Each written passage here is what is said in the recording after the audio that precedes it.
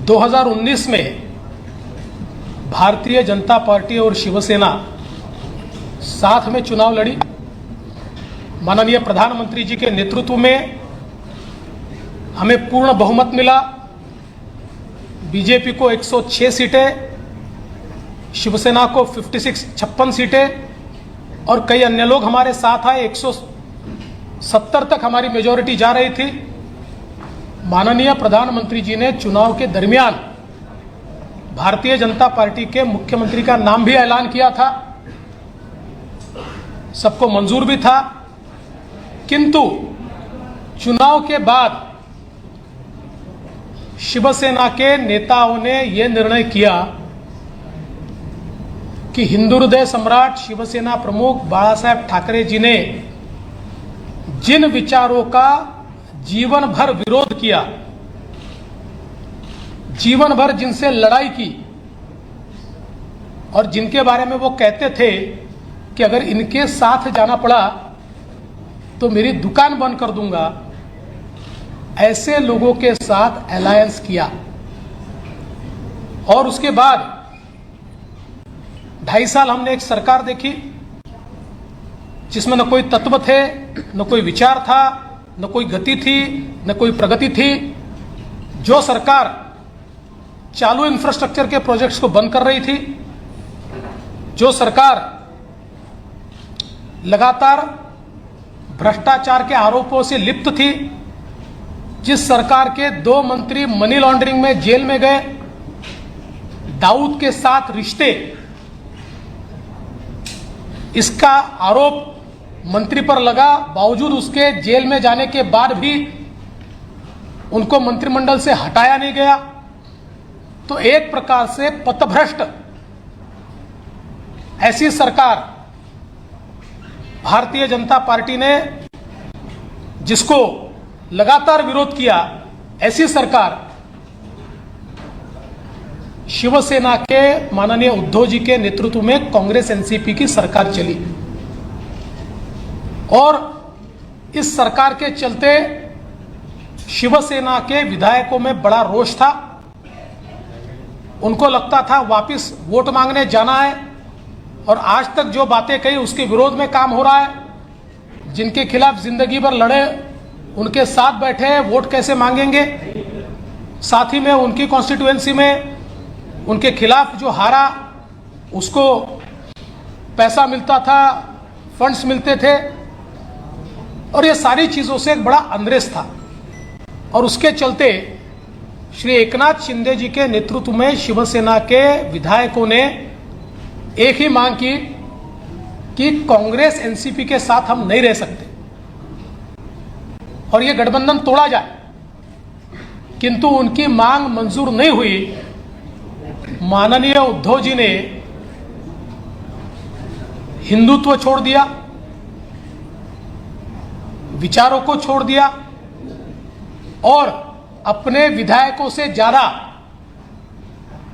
कांग्रेस और एनसीपी की बात दिल को लगाकर रखी और उन्हें ही महत्व दिया।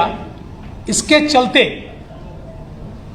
इन विधायकों ने अपनी आवाज बुलंद की। मैं इसको बगावत नहीं कहूंगा, ये आवाज बुलंद की, और आवाज बुलंद करके इन विधायकों ने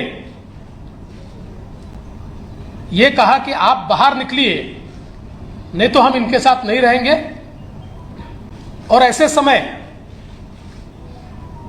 जब सरकार के पास बहुमत नहीं रहा और मुख्यमंत्री जी ने इस्तीफा दिया, तो हम ये लगातार पिछले 2.5 साल में कहते थे कि अंतर विरोध से भरी हुई सरकार है, ऐसी सरकारें चलती नहीं है, और ये सरकार जब गिरेगी तो एक अल्टरनेट गवर्नमेंट हम देंगे। हम महाराष्ट्र पर चुनाव नहीं ला देंगे। इसलिए एकनाथ शिंदे जी के साथ शिवसेना जो है, शिवसेना के नेता के रूप में आज उन्होंने मुख्यमंत्री पद के लिए अपना क्लेम माननीय राज्यपाल जी को दिया।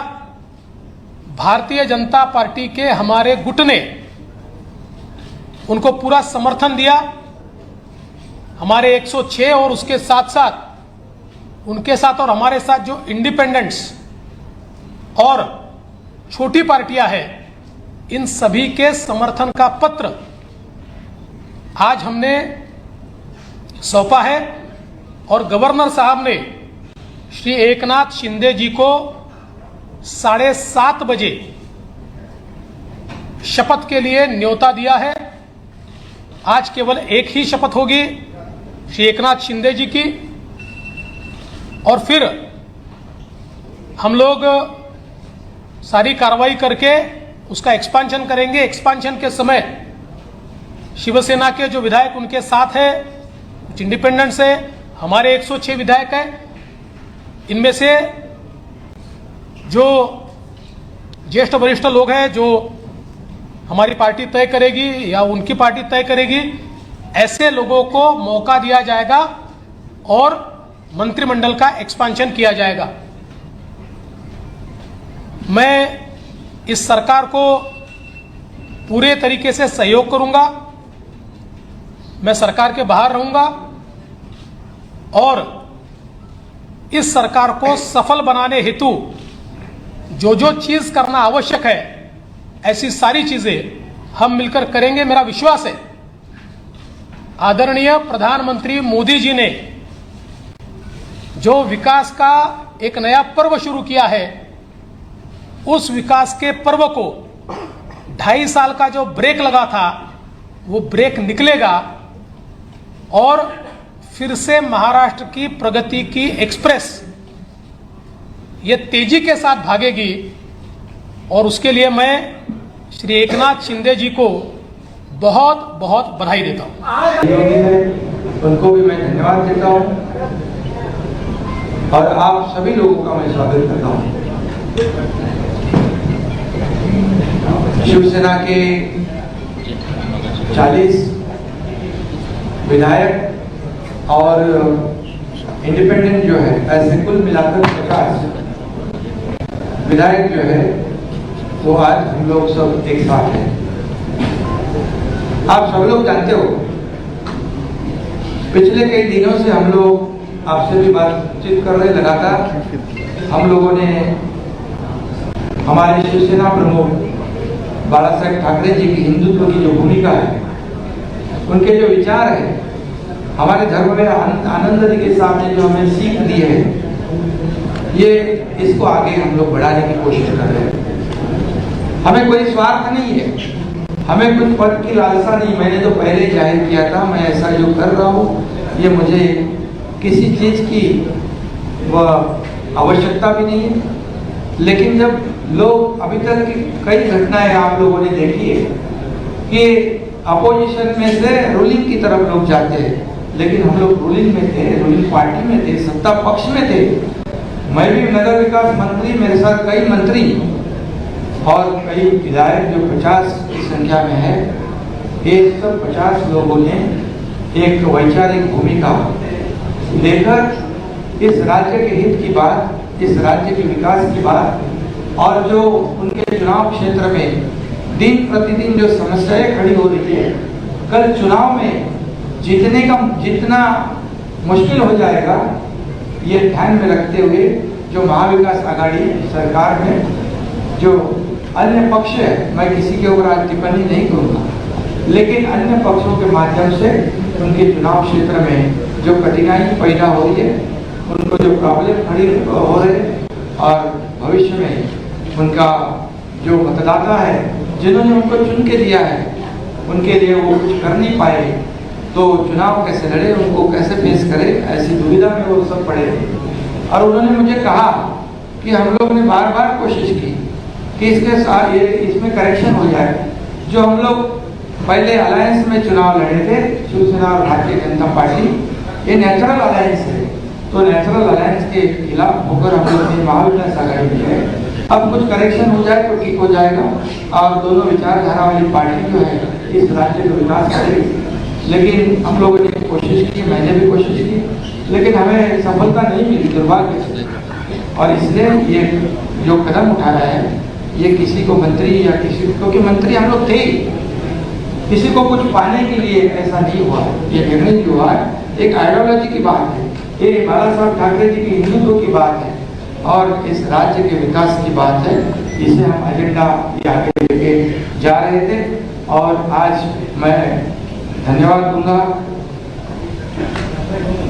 देवेंद्र जी ने अभी यहाँ पर कहा कि हम लोग बाला साहब ठाकरे जी के शिव सैनिक को समर्थन दे रहे हैं।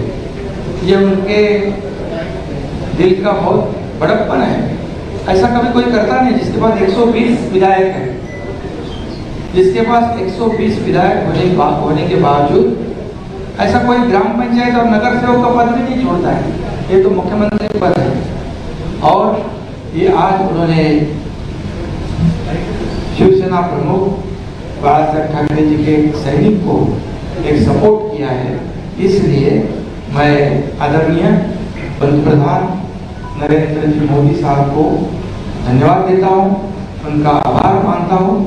वैसे ही मैं गृह मंत्री अमित जी शाह साहब को भी धन्यवाद देता हूँ, उनका आभार व्यक्त करता हूँ। जेपी नड्डा जी अध्यक्ष, उनका भी धन्यवाद और खास करके मैं देवेंद्र जी को धन्यवाद देना चाहता हूँ क्योंकि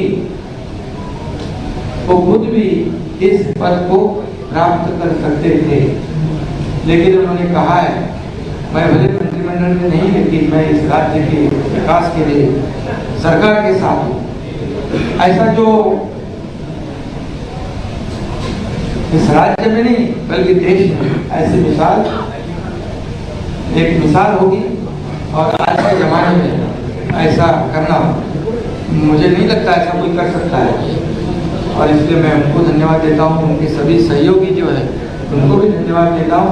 इतना ही मैं कहूँगा जो विश्वास भारतीय जनता पार्टी ने हमारे जो 50 विधायक है उनके ऊपर जताया है, आदरणीय पंतप्रधान महोदय जी ने, आदरणीय केंद्रीय गृह मंत्री महोदय जी ने, भारतीय जनता पार्टी के अध्यक्ष उन्होंने जो विश्वास जताया है उसको निश्चित रूप से हम लोग सार्थ करने की कोशिश करेंगे और जो 40 और 10-50 विधायक जो है उनके बलबूते पर ये हम लोग यहाँ तक लड़ाई लड़ी है, एक वैचारिक लड़ाई है और उनको भी मैं धन्यवाद दूंगा कि एक तरफ पूरी सत्ता है, एक तरफ पूरी सरकार है, एक तरफ बड़े बड़े नेता है। मैं तो उनके सामने एक छोटा कार्यकर्ता के रूप में मैं अपने आप को समझता हूँ, लेकिन 50 लोगों ने मुझ पर जो विश्वास और जो भरोसा जताया है उसे कभी भी मैं बिल्कुल तोड़ूंगा नहीं, उस पर खरोच भी नहीं मैं आने दूंगा और उनको पहले जो अनुभव आया है पिछले 2.5 साल में उसकी पुनरावृत्ति नहीं होगी, इसकी भी मैं पूरी तरह खबरदारी लूंगा। इतना ही कहूँगा और राज्य को आगे बढ़ाने के लिए जो भी करना है विकास के लिए हम सब आप लेकिन हमारे साथ रहिए।